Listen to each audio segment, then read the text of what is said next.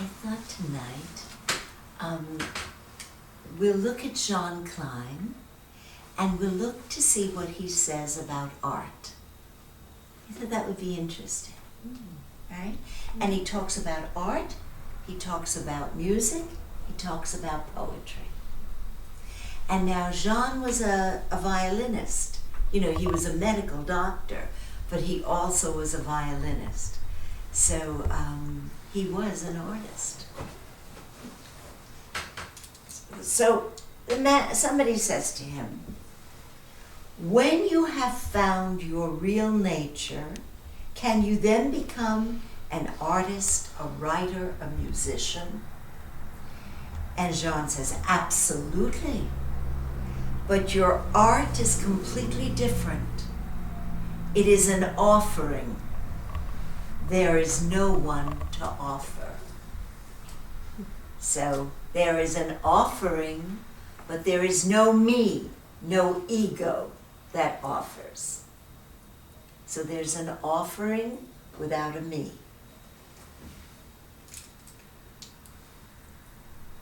Where does the stimulus to produce come from? Jean, the need to manifest inner beauty in time and space.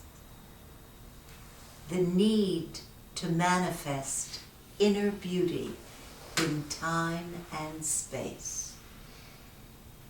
But this inner beauty that he's talking about is timeless.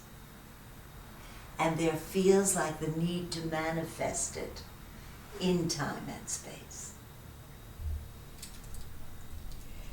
Well, the person says, we generally believe that art is an expression of ourselves, our feelings, thoughts, emotions, and ideas. Jean says, this is artistic production, but not art.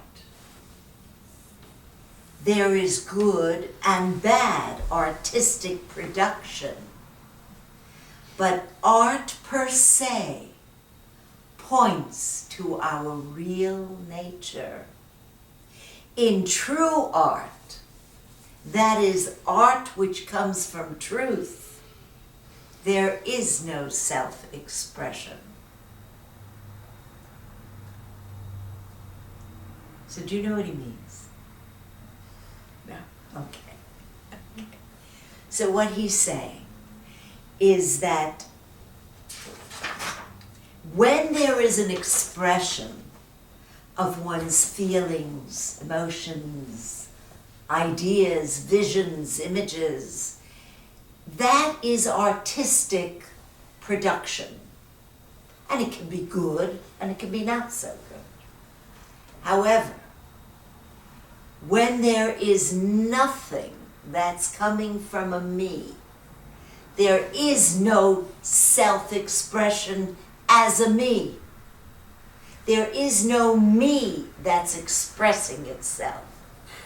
What's getting expressed is the timeless in the artist, the wholeness, the true nature, and that is not of the me. He differentiates that as real art, art that comes from reality, true art, art that comes from truth. So let's see what else he says. The man says to him, do you agree then with Wagner when agreeing with Schopenhauer's philosophy said, what music expresses is eternal, infinite, and ideal. It does not express the passion, love, or longing of such and such an individual on such and such an occasion, but passion, love, or longing in itself. And this it presents in that unlimited variety of motivations, which is the exclusive and particular characteristic of music.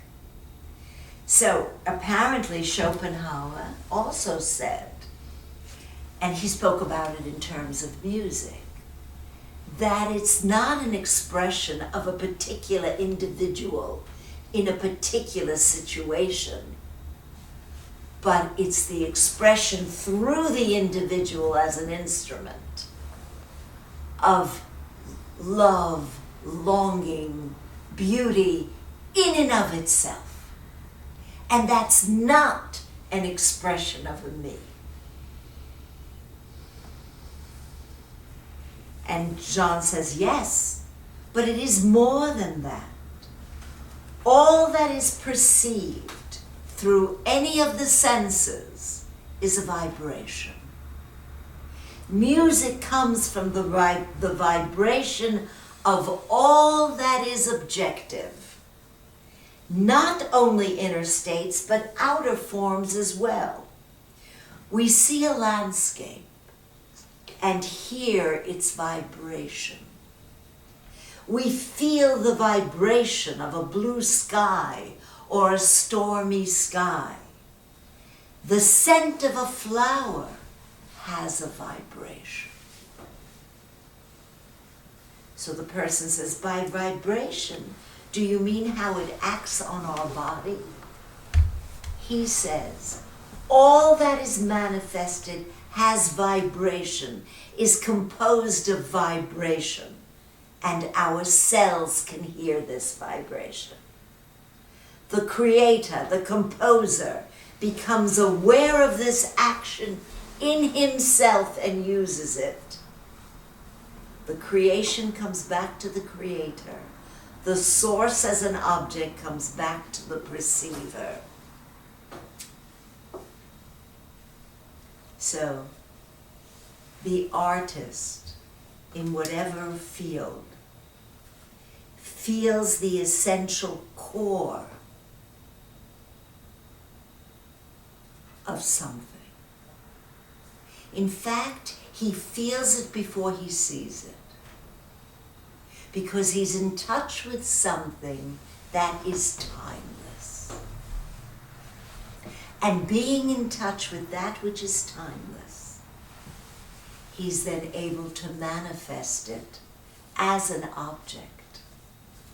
But when we look at an object, if we look at any object and try to reproduce it, then what we're really doing is we're separating ourselves from the object. It's me and the object.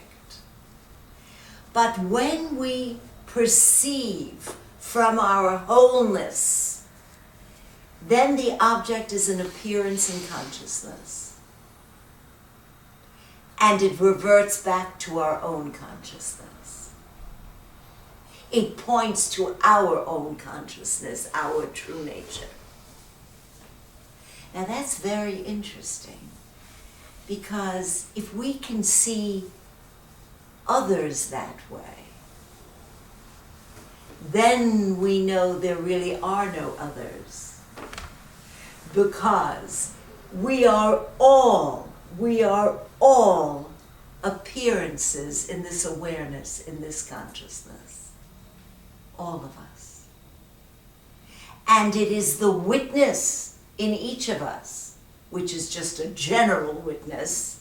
There's really no personal witness. But for now, the witness in each of us perceives the wholeness of what is seen. Does this make any sense? Right? So, that's one way that we eliminate the separate self. You see, if we live by the separate self alone, then everything is separate from us. It's other than us. And if that's the case, then it's really difficult, truly difficult, to love, to empathize, to actually see whatever it is, a flower, a person, a landscape, to really see, because it's always seen through that separate self, through that me. What is it to see without the me? What is it to see with our wholeness? How different must that be? How far more clear and beautiful and vast and spacious. The artist reproduces that. But now we will continue. Oh, the person says, what about experimenting with new forms, new media, new words, and so on? John says, there is no experimenting because that comes from the mind and it keeps you in the mind. The only impetus is to express the light and you push to find it. You come out of the known into the unknown and remain in this unknown until a certain vision appears. You step out of the known into the unknown.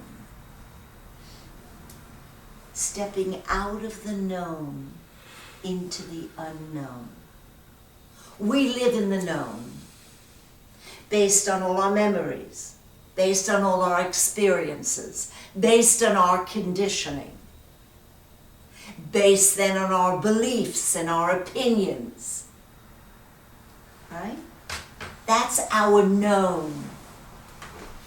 To step out of that into the unknown opens up a vast new dimension. Can we access that? And if we access it, can we express it? Yes, we can. I was just thinking of the analogous situation when it comes to relationships. And the saying came to mind, that old saying, familiarity breeds contempt.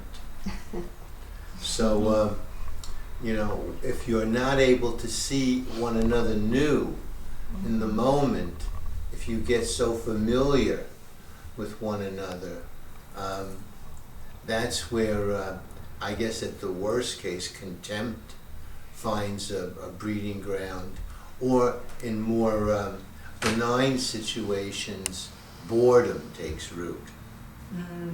And that's why so many couples today find themselves feeling like roommates, which led us to write the most recent book, because so many couples were coming in and saying, oh, I like John, I like Mary, but it just feels kind of like we're stuck and there's no in love feeling. Well, it's interesting because it's like if you think you know someone, you think you know everything there is to know, Right. and there's no interest. Yeah. Because you say I'm interested in someone. Right. Yes. Right. And then Yes. if you're not interested. Yes. Yeah. Probably the worst thing is to know someone.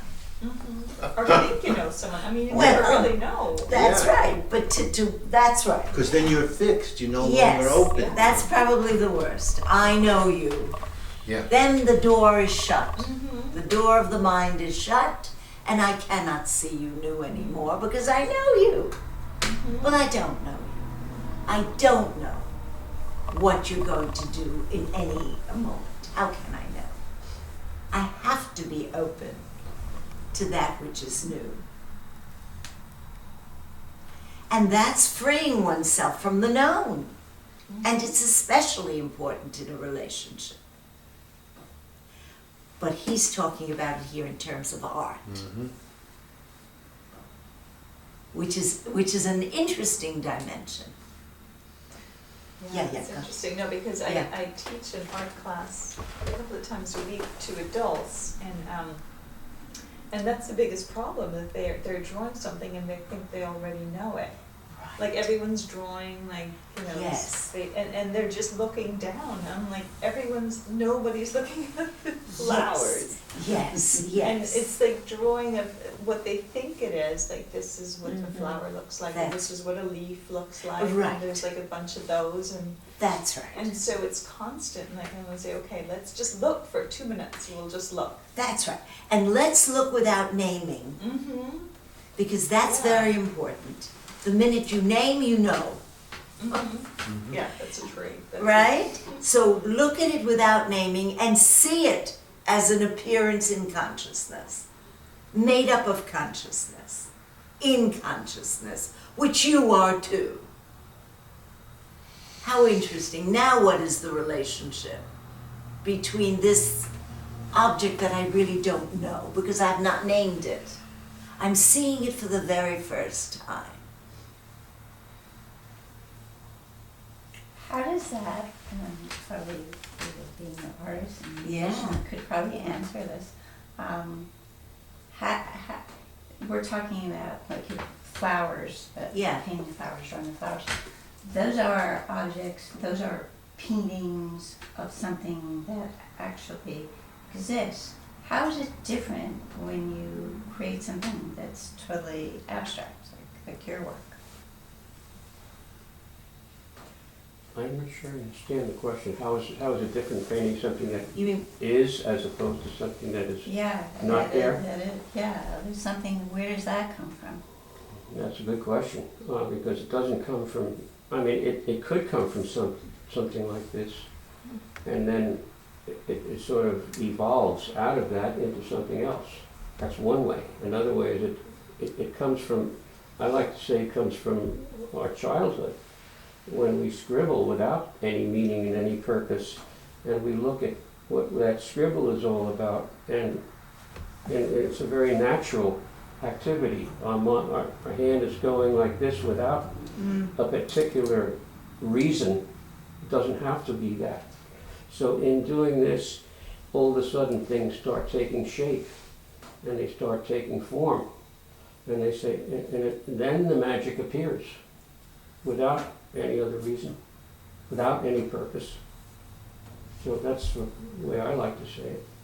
Well, I don't know how you feel about it, Roisin. Well, even if you're painting something from life, it's still abstract. It's just a bunch of flat shapes and lines that maybe give the illusion of something in the world, but in the end, it is it is completely abstract. Well, doesn't something like if you're just painting this, right? But if it touches a place, right, inside, then it becomes something else. Like I was thinking of you with, well, I'm thinking of a lot of things, but the canyon, which, yeah, then, so, that touched you, Mm-hmm. right? That touched you, but then something, Without ever seeing it. you didn't see it? Never saw it for 2.5 years. Never I saw it. didn't realize that. So that's Mm. that's great. that's, But you felt it. We You did. felt the That's right. vibration. That's the That's vibration. right. The That's energy what of he's it. saying. You felt. that's exactly what he's saying. It That's was right. interesting on the other day, yesterday was it? Day before Huh. yesterday. I took 15 kids to the Morton Wildlife Refuge, Ah, and they had something in front of them, but they were not, I instructed them to take a journey with this in front of them, but without looking at what they were drawing. They had to look at the environment and yes. feel nature. That's right. And it was really an incredible experience for them. Yes. Ooh. And it was pretty magical too, because I went like this with me. I said, you gotta be one with nature. I put my hands up like this, and the birds came down to my hand. And they didn't know I had birdseed in it. You wrestled. So, it became this very magical. They thought, oh, how does he do that? So, and then I told them later on, of course, and they said, oh, yeah. We handed out the birdseed to Yeah. everyone else. But it became St. something. Francis. Not all of them were capable of doing that because Yes. they had to socialize, and all that. Well, right. So, right. it was exciting. Yeah. So he says stepping out of the known into the unknown, and remain with that until a certain vision appears. So the question says the vision can only come out of complete emptiness, and Jean says absolutely. It is a special quality of being, of hearing, of relaxing, of giving up. You have the inner position that allows you to be taken by the vision. You do not produce creativity. It comes to you. You do not try to be original. That is mind stuff. When you try to be original, your production remains intellectual. So that's true. How can one know that the art that comes from the enlightened mind and that which does not? Jean, you cannot know it. You can only feel it. You feel it, and listen to this. You feel it, and it makes you free. Free from all that you are not. Right? It makes you free from all that you are not. Wow. I am not this body. Remember, right? I am not anything that I can see, I cannot be. I'm not this body, I can see the body. So free from the body. Free from the mind, free from the thoughts, free from the conditioning, free from all the emotions. It makes you free. It brings you to freedom. So that's very individual, isn't it? I mean, like, in a way, right? Like, Yeah. I'm thinking of this painting that, the bluebird. I call it the bluebird of happiness, but this was last year when we were in Del Rey. Yes. We were in art show, and there's all this stuff around. But I fell in love with this one bluebird that would... Anyway, I mean, it was really... I felt like I have to have this Yes. bluebird. But it was, that resonated with me. Now, someone else may look at that bluebird or that, it wasn't Well, just that a might bluebird, be. That but it might was a be. quality, Yeah. but, Yeah. Well, I That's think what what- he's that's what I'm saying thinking of. here mhm. is that could be very good artistic production. But he's saying in art, it points to the absolute. It points to your true nature. Yeah. It's I interesting think because there it is is. something intensely personal about, an artist, the expression of art. I mean, every artist has their own particular Yes, style, yes. particular things they Yes, like to yes. paint. Yes. And, we recognize that there's something intensely personal, but it goes beyond it. That's right. That's the point. It goes beyond the manifestation to the Yes. unknown in you, Right. to the magic in you, the mystery in you. But The- it does the travel through an individual to an Yeah. individual. Yes, yes, because there is really no space. Mm-hmm. When the me is not there, and a work of art is representing the wholeness or the absolute or your true nature, it touches the true nature in you. Actually, it goes beyond your me, past your me to the true nature in you. Music does that all the time, does it not? Right? Yeah. Well, art does it too. A beautiful building does it too. A beautiful garden does it too. That's art. What was the first part of that paragraph you just? It is a special, the vision that comes, if you stay in the unknown, he says, a certain vision appears. And the man says to him, this vision can only come out of complete emptiness. And John says, absolutely. The emptiness means emptiness. There's no me, right? It's empty. It is a special quality of being, of hearing, of relaxing, of giving up. Giving up, I don't want anything from this. I'm not expecting anything. I'm not attached to any outcome here.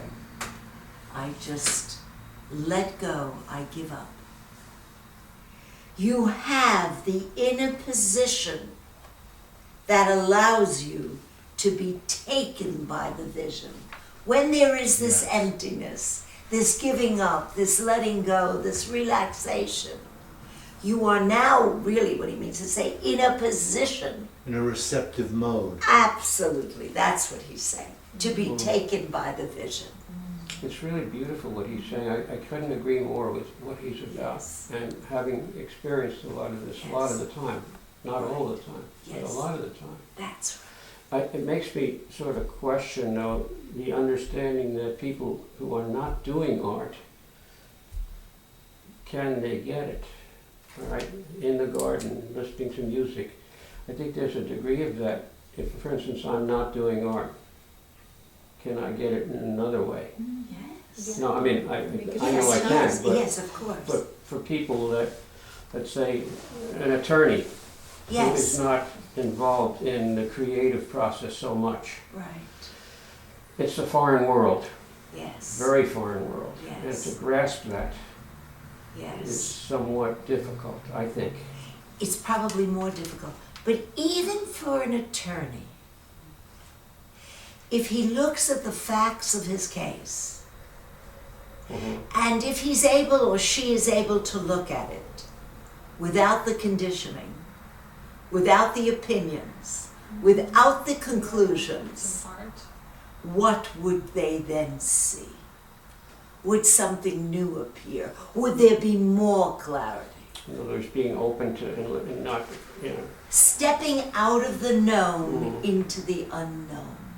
Allowing yourself to be in the unknown with another person, with a project, with a work of art, with a case of some kind. You need the skill. The physician needs the skill. But it's the art that makes the diagnosis. It's true. That anything in life can be done creatively. Yes, It's not just painting. That's You right. can do anything that's with right. a creative approach to it. Exactly. That's the point here.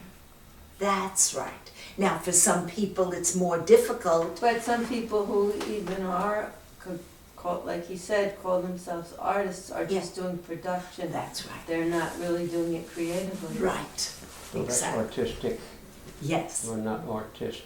That's right. It's not art. But It's you could artistic. be an artist of cooking, an artist of building Sure. furniture, an artist of Absolutely. anything. Yeah. Of planting a Everything. garden. Right. Of course. I think what we're really talking about here also is a shift in consciousness. Right. You know, when you're in your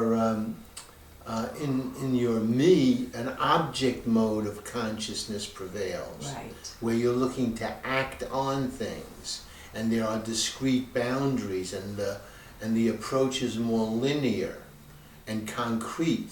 In the other spiritual dimension, so to speak, all that is let go of, and there's a more the level of consciousness is earmarked by a receptiveness, a relaxation, a receptive Yes. receiving, Yes. where it's more process oriented rather than a concrete differentiations and separateness. You see patterns and connections.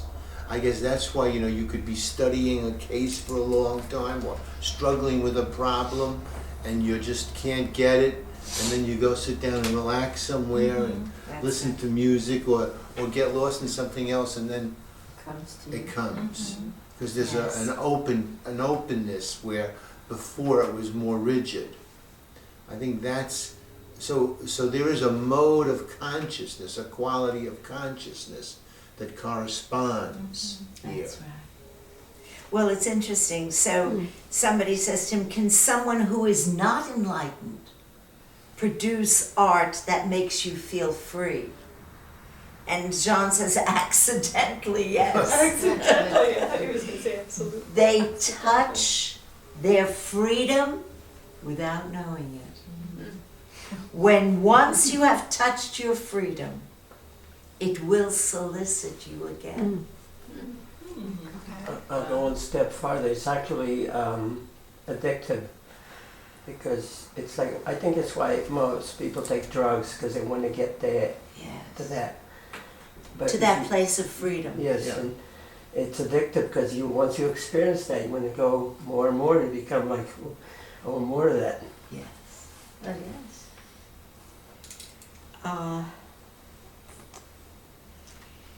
So now, this is what he's saying, and this is interesting. Somebody says, is the work of Gauguin or Van Gogh art or artistic? Jean says, really speaking, it is still artistic. Really? In the artistic work, one emphasizes the expression, the relation between color and form. In art, the inner feeling is emphasized. This inner feeling directly stimulates an inner feeling in the onlooker. And the person says, and this inner feeling, the person says, and this inner feeling has no representation in emotion, ideas, sensation, and so on. That's right, Jean says. It is pure feeling without object, which is a spiritual experience. Yeah, but you can have an object and still have a spiritual experience through the object, though, right? Yes. You know, like, Yes, but first he's saying it's not an object that produced the feeling. He's saying it is pure feeling. In other words, it's pure awareness without an object, like in deep sleep. Pure awareness with no object. We look at this flower in this vase. We look at it, we see it clearly. We close our eyes and we can see the image of it, right? Clearly the image of it. Open the eyes. Now close it without any image. There's still awareness. The awareness that was aware of this representation, this object right here, is the same awareness that's aware of the image of that object. And it's the same awareness that's aware of no image, no object. Pure awareness with no object. How does that relate to what he just said about Van Gogh? It is a pure feeling without object, which is a spiritual experience. So one closes the eyes or leaves the eyes open. But there is no object. Remember, if you watch the thoughts and the thought stops, there's just space. No object. In creativity, he's saying, something comes up. First a feeling of something, and then a vision, and then a manifestation. If I understand it correctly, Van Gogh and Gauguin would set out to do something that was there, as opposed to taking it from nothing. That's right. right. They That's said, right. okay, I'm gonna do irises. That's right. And he said, there's my irises, and that's what I'm gonna do. I'm gonna do them the way I feel like it, filled with Yes. expression, Yes. but it's still the That's iris, and that came from the exterior source, That's as right. opposed to coming from That's someplace else. That's right. And it was certainly with Van Gogh, it was all his self-expression. Mhm. And he's saying, true art, even if it's representational art, it's not coming from self-expression. It's coming from the unknown. But I feel like in Van Gogh's work that he's really expressing a process that's, he's really listening. I mean, I feel like there's a life force. And there is. Mhm. And there in his is. work. There No certainly question, is. but Very it's- powerful. There And certainly I feel is. like he touches that No question. unknown.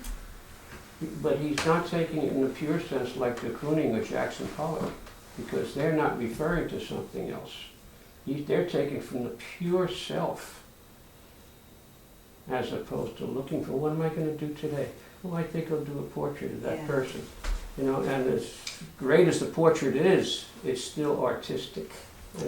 Well, I think know it's about sort of that. depends I on your agree with approach. that. I mean, you can look at these flowers and say, okay, I know what's there, I'm gonna just paint some flowers, or you can say, I don't know anything, I'm gonna listen and see what these are saying and what they're, I'm not gonna try and paint something that's an expression of how I see the flowers. I mean, I think that it's like a person in a relationship and acting as if they're completely unknown.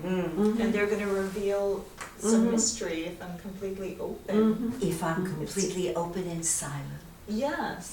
So it must come from the silence. I mean, because I know a lot of representational work that has that quality of silence and that expresses spirit. Is he really talking about the difference between representational and abstract? I don't think so. No, I don't No. think so no, either. he's not. That's it. He's not talking about art. No. It can be either Because you one. can make Yeah. abstract Yeah. work that's completely But I don't, That's I don't right. understand why Right. he has selectively chosen Van Gogh and Gauguin to say that, because I don't Well, know. we'll read and see what he said. Now, in the next thing he says, in a spiritual experience, the production is no longer in your mind.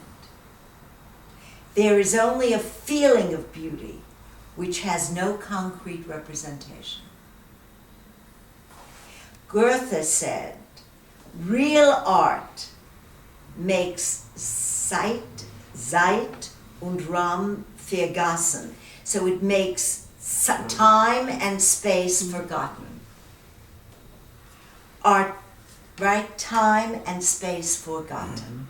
So in other words, now this is how in a spiritual experience, the production is no longer in your mind. There is only a feeling of beauty which has no concrete representation.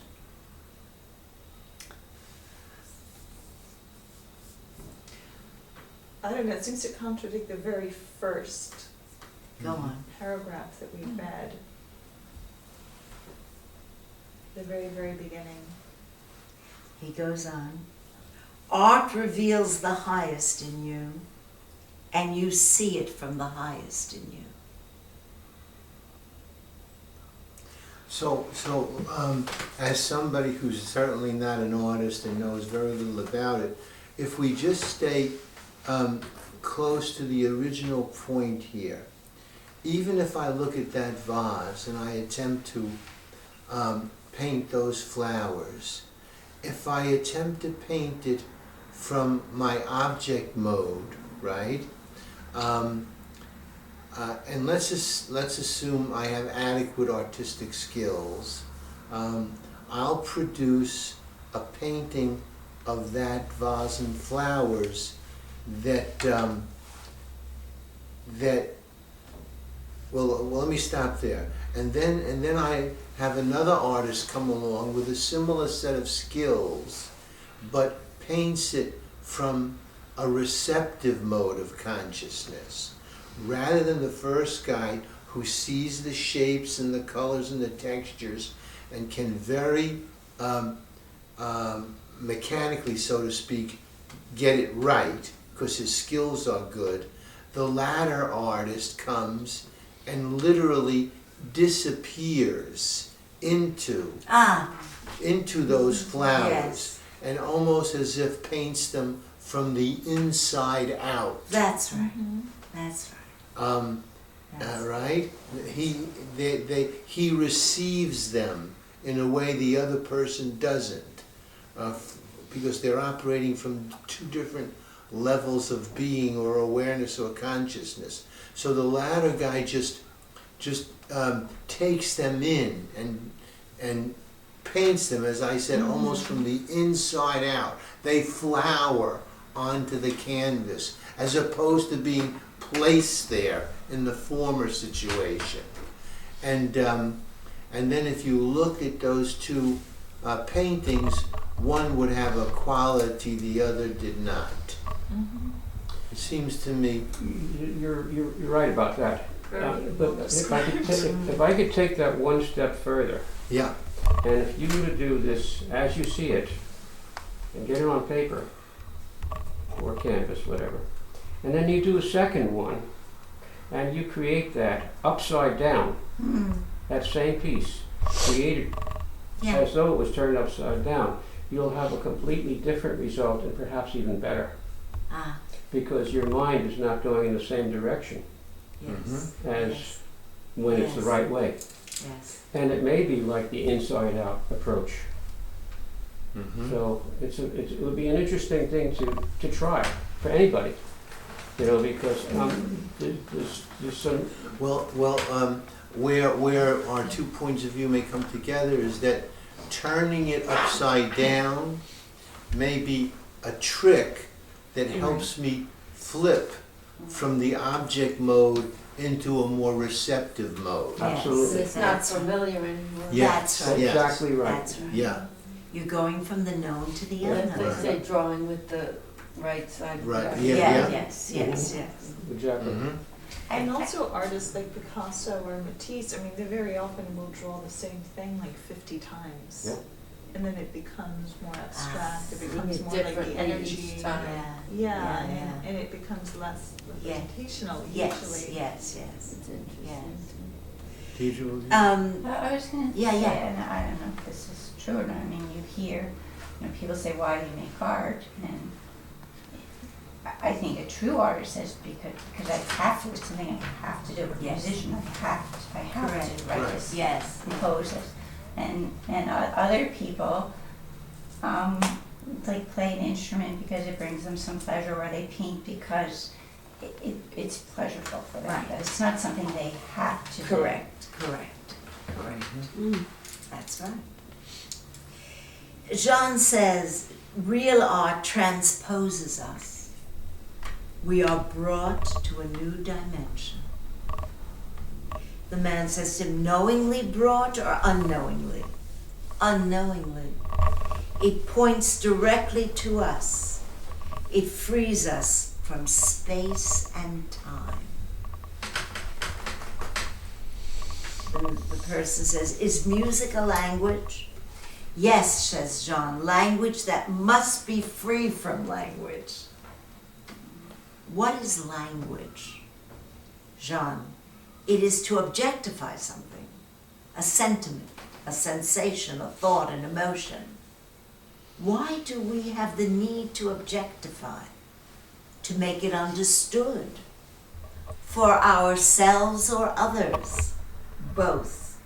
We objectify it to explore it ourselves and to communicate it.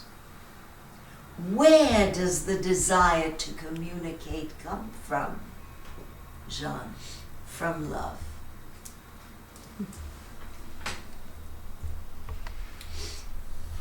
The expression depends on the knowledge and tools at the artist's disposal. But the impetus for creation comes from the vibration of all that is. The urge to make music comes from the inner desire to offer, to thank, to communicate, to be one with. It comes from beauty itself, our real nature, which is love and silence. Hmm.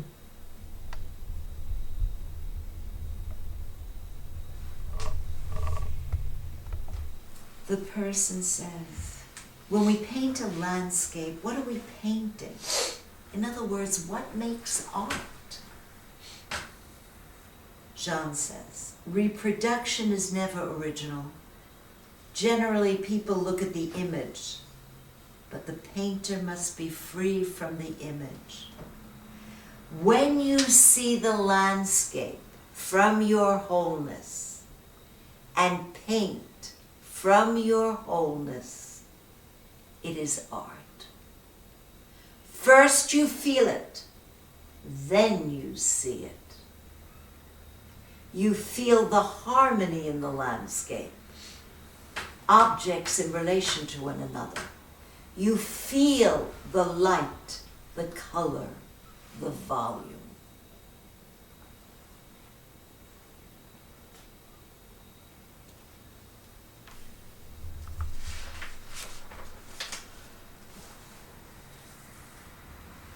Somebody says to him, is what is aesthetic always ethically acceptable, or can art shock our ethical values? Jean, art is not for shocking. It is for revealing beauty to us.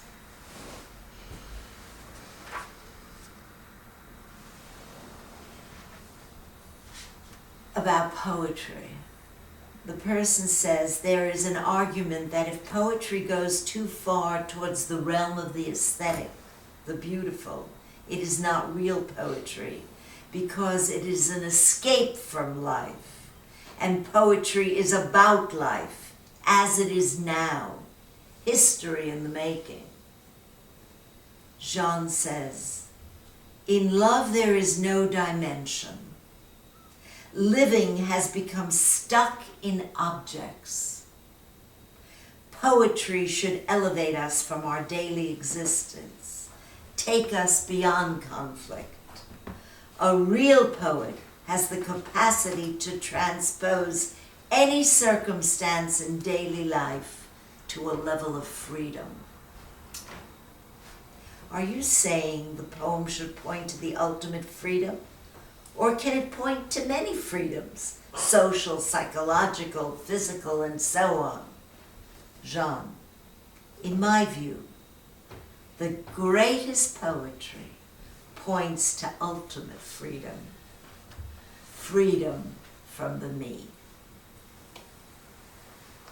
And that's what he says about art. That's what he says about art. It points us to the ultimate freedom, the freedom from the me.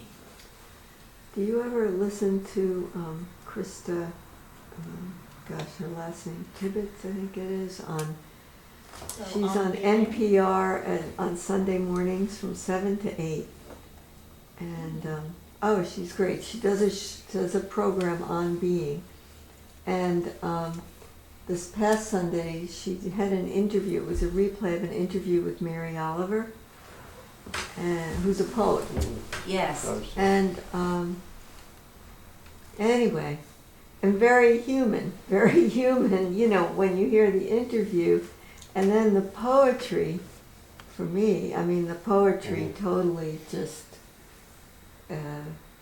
oftentimes Yes. does exactly this. Yes. You know? Yes.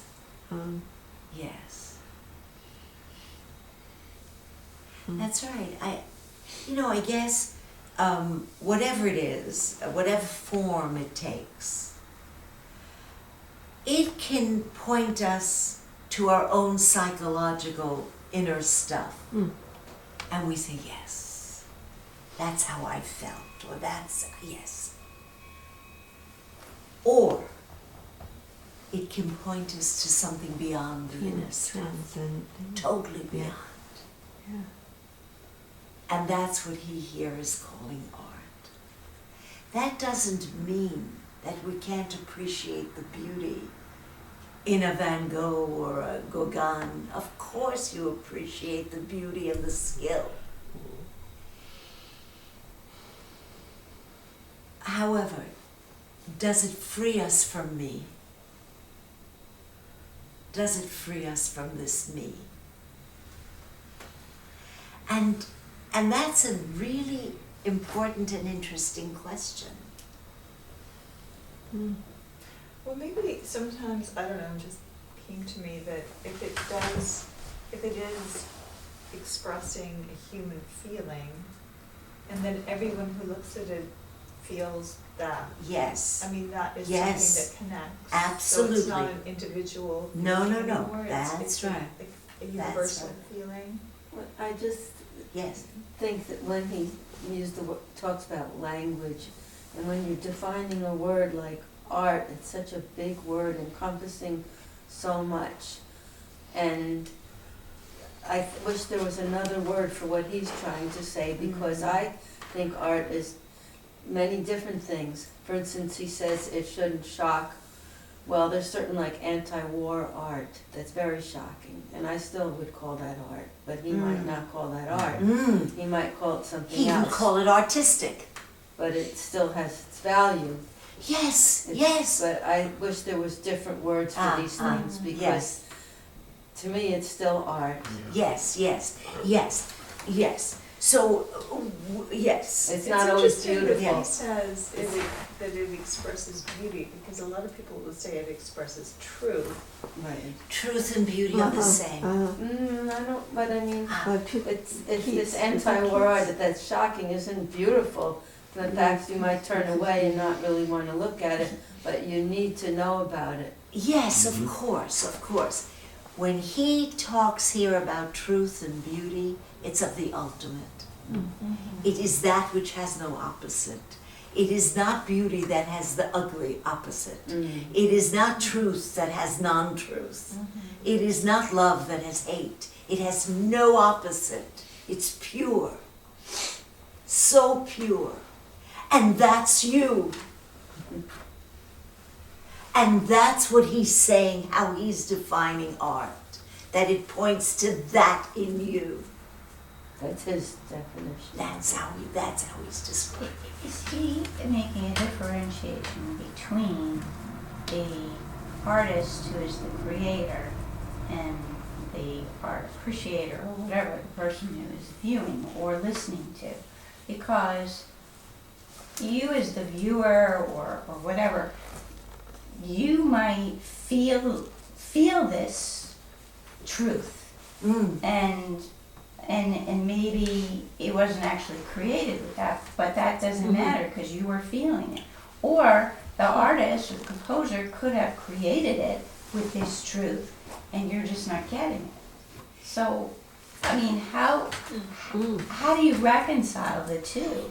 Because The only thing I can think of is like the Tibetan mandala that's created out of sand or something, Yeah. and then Yes. it doesn't, Right. they They wipe it wipe away. it Yes, away, yes. and it has no object, it's just Right, this that's the universal Yes, symbol, and yes, something does to your brain when you look at it, or to your Yes. being. yes, yes. That's on a different level than right. what That's right. everybody calls art. That's right.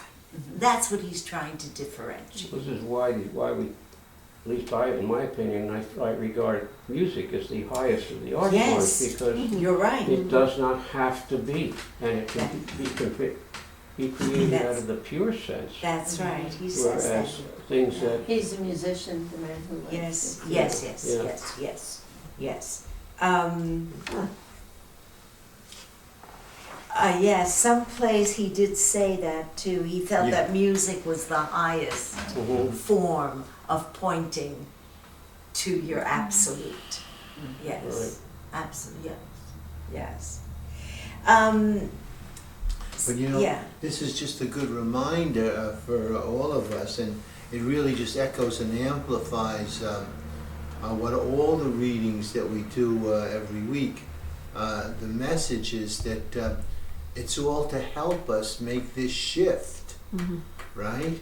To not be walking around so locked into my survival mentality, where everything gets filtered through me, my, and mine. That's right.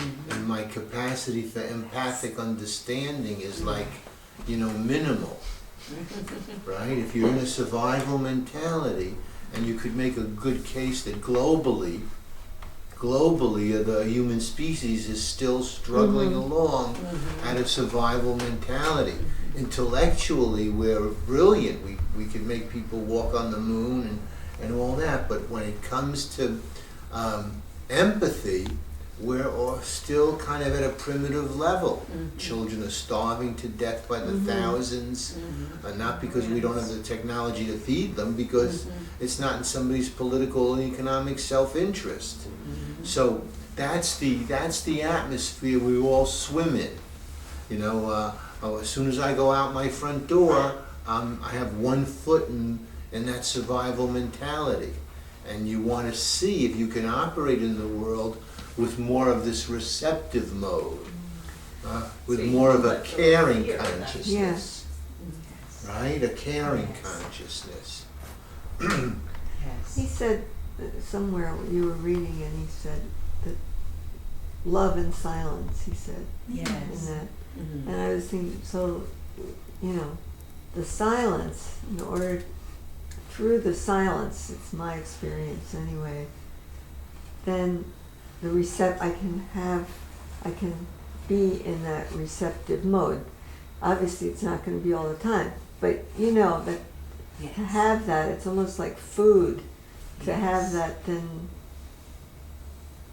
it allows that force to come, That's place, that place, period. I was just thinking also, to your point, because a couple of weeks ago, on the front page of all the newspapers, there was that photograph of, it looked like about a 10-year-old boy holding out his arm, crying, and they were showing where he was burned or gassed by the chemicals in Syria, right? His whole family was. And when you just saw that picture of the innocent kid in pain, right, which was not pleasant, not pretty, right? But it moves you right to, a burst of empathic understanding and outrage and sadness, right? Right, it moves you out of your comfortable little realm. So photographs can do that, and to your point about it, about the war art. Yeah, anti-war art. Somebody says to him, how would you describe the response to a great work of art? He says, it touches our original nature, our true self. There is first wonder or astonishment, because there is no reference to what you know. That's interesting. I'll read it again. It touches our original nature, our true self. There is first wonder or astonishment, because there is no reference to what you know. Right? We have no reference for it. It's not in our conditioning. It's not in our beliefs. We have no idea. The mind cannot interpret it. It passes beyond the mind. So there's no word for it. There's no word for it. And that's why there is wonder and astonishment. You take Goya's Disasters of War. Everything is very literal in that, fully understandable, and very little left to the imagination. It's all there. And it's horrifying, just to look at these etchings.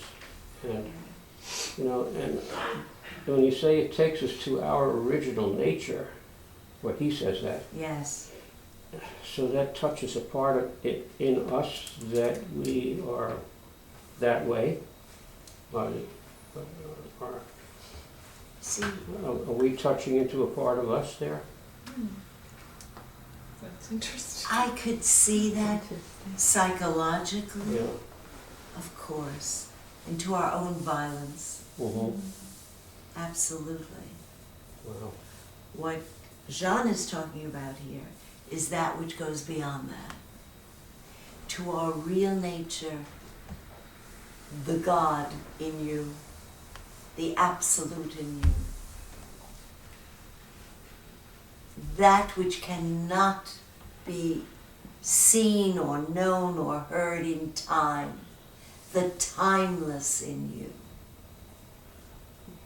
You have no reference. It has nothing to do with what we think we are, our psychological me's, with its violence and greed and fears.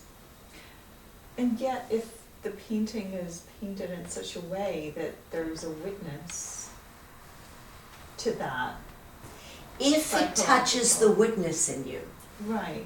if it sounds like- touches the witness in you, and you begin to see your own violence, Exactly, yeah. and your own greed, and your own hate, and all that which is in you that caused the horror in that painting. Obviously not to that extreme. I mean, we're not killers. But it doesn't matter, it's on a continuum. If it's this much violence or that much violence, it's violence. Yes, then you're right. If it produces or touches the witness, and the witness is able to see what's going on in here, then then it's art. So it's so almost like two different levels, you see. Can wonder happen in front of a work of nature or human hand, says the man. Yes, says Jean. It can happen at any moment. Maybe when looking into the eyes of a child or a beloved. When you are in wonder, you look through the eye of God.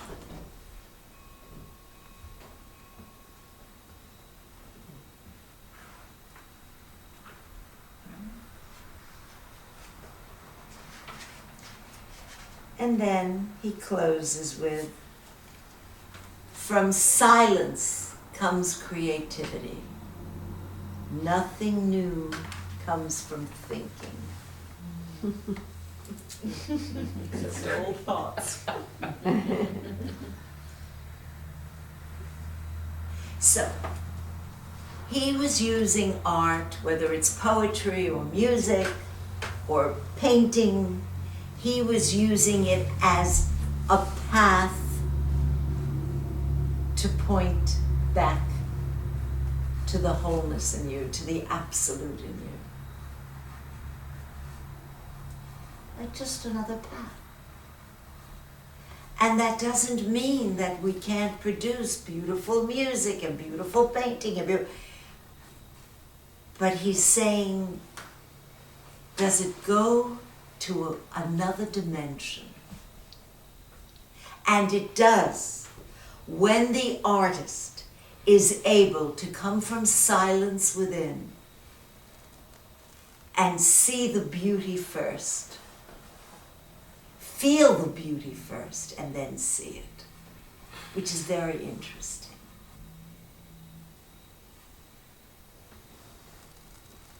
And then when the manifestation points us back to our own wholeness, to that which is sacred in each of us, he's saying that's a work of art. Then that art becomes the path. But it's very interesting, because Krishnamurti used to always say, that's in nature. Look at the beauty and wonder of nature. And that points you back to your true nature, which is the same. that spacious wonder, beauty. So when we think of it and we see, look how we live such constricted lives based on our conditioning and our experiences. We live such constricted lives when in us there's such spaciousness, such an open beauty and wonder. How we've cheated ourselves. And we don't want to do that anymore. We want to tap into the realization of that beauty inside of us, so that we can express it outside of us, because it needs to be expressed outside of us, in kindness, in compassion, in helping, in doing, in being what we truly are. And whether we do it through a garden or a work of art or a piece of music or feeding the hungry, it doesn't matter. We're expressing that beauty, that openness, that spaciousness, and we are free. The me constricts. The not me, the openness is what we really are. I'm just thinking, how does visualization come into this? Because they say without vision we perish, so vision excuse me, is very important. That if we're to accomplish something, create something, we first must see in our minds. Well, I think that's true and relevant to the objective mode of being, where you want to get something accomplished, right? Mm-hmm. And so having a vision of what I want to get done, thinking it through, planning it through, That's seeing different. myself do it, that's in service of an objective mode. Right. You know, like they say, Goal. yeah, I understand it. In a competitive world, it works well. Yes. it might But work not in very art. well. And it works. Visualization works. Mhm. Yes. But he's talking about feeling something from silence. Right. I got you. Feeling it, and a vision appears. We don't know what that vision is. Mhm. It just appears out of the silence. And then we manifest that. Mhm. That's what he's saying. It's a great answer. Great answer. That's what he's saying. Mhm. Yes. And we may need both. In this world, we would definitely. But we need to do more of the other. Yeah, we need to get From away the from the side. dog-eat-dog world, as we call it. We live in such a world of knowing. You know, if there's Yes. anything we don't know, we just Google it and I Yes. just want to know. That's right. And I think it's harder to live with unresolved, like not knowing. That's right. Well, It's drives us crazy. yes, most people have a very difficult time living in not knowing. Mm-hmm. We want to know, we need to know to feel secure, to feel safe. When Deirdre was asking a question about why do artists create, Robert Schumann had 5 answers, not one, but 5 answers. And the first one is that there's inspiration. The second, that he had the right tools to work with. The third was that there was support, somebody patting you on the back. Mm. The fourth was that there's some sort of rewards or payment. Mm-hmm. And the fifth reason was there was no reason. You just had to do it. That's right. So it was a beautiful kind of Yes. an explanation of how, not just one, but many reasons. Yeah. But the last reason, the reason you're talking. That's Yes, right. Is the absolutely. That's first right. reason, That's right. right? That's right. There is no reason. That's Yeah. right. There is no reason. Right. That's right. Right. Yeah. You just have to. That's right. Exactly. It's all such wonderful food for thought. I've got an up and coming thing where I'll be working with some incarcerated boys that that supposedly have some ability, and I don't know anything about them yet, and I'm trying to investigate a little bit about beforehand so I can find out, how am I going to deal with each person. I want to deal with them as individuals as opposed to a whole group. You're all going to do this. Yeah, No. yeah, yeah. I'm going to say, okay, I'm going to find out, investigating a little bit about what they're about, and say, Yeah.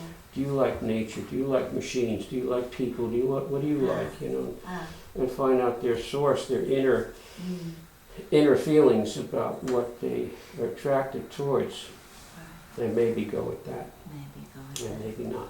Yes, you may not know until you're Maybe there, not. and you feel the energy, Yeah. Yeah, Mm-hmm. and then something else may come totally. exactly. Yeah. That's right. And that's the openness. Mhm.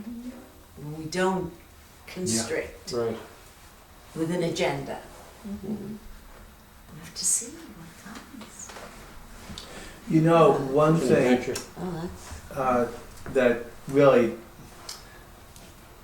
I just felt so emotion from what you were talking about with the picture of the young kid burned, yeah. laying in the street, crying. Mhm. Now, this is like going on all through history, all the wars and all the That's fighting right. all the time of humankind, but the consciousness of us, how if you look at that picture and you get all filled up with emotion, I mean, I did, just Yes. even thinking about it, and Yeah. just seeing that picture in my mind makes me sad, makes me Right. want to run out and help the kid. Yes. But where's the witness on the other side of the person that threw the firebomb and created that scene? Is there no witness? Is there no consciousness on the other to not want to do that anymore and go and help that kid and end No. all the chaos? I mean, does it never end? I mean, there's always The person, fighting back and forth. the This is person always on the there. other end is locked into a me, That's either right. through religious belief That's right. or just the fact that he's getting paid to do it. Right. And That right? was cut I off. know. Any kind of Absolutely. survival, Yeah. self-centered Yeah. emotion. I can understand That's why all he right. does it, Yeah. for all those reasons. Yeah. But if you really look at the consciousness, Yeah. get beyond that, Mhm. to his consciousness, Yes. he's gotta feel some Remorse. empathy for this poor kid that he just, Well, listen. the innocent kid. Yeah, but and- not if he's been able to objectify him, Mm-hmm. Right. make him an object, an enemy. Yeah, well, That's- obviously. Right? That's That's what the ego does. Right. That's right. Separate you and me, my self-interest against your self-interest. You're one of those. Yeah, I know. Different from me. It's a sad state of Right. affairs. Yes, Right. it's just, that's a Right. You know, and we sit around and Yes. we talk about how we can change right. our train of thought and Yes. and go beyond that. Right. And I think it's wonderful because, as a kid growing up, I didn't know of any groups like this that would talk about consciousness like Mhm. this. That's right. And hopefully throughout the world, Yes. if we have more groups like this, That's right. maybe we can open the consciousness of it Mm-hmm. so that maybe at some point in time, this Yes. whole craziness in the world can Right. stop. Yeah. That's Wouldn't right. that be a beautiful That's Mhm. right. piece of consciousness Exactly. to put out in the That's world? right. And that's the only way it's going to stop. Yeah, That's only the way. only way it's going to stop. When everyone becomes in touch with their own witness right, with their own witness. and then begins to witness what's going on. Yeah, exactly. And then realizes that this witness is no different than that witness. Yeah. And we're all one. Yeah, we're all living on this planet as one. We are all one. That's right. one big consciousness. That's right. I mean, how can... That's right. That's right. Exactly. That's right. So, That would be my prayer. Yes. Yes, For for the sure. world. Yes. Well, why don't we sit quietly and on that prayer, hold that stillness.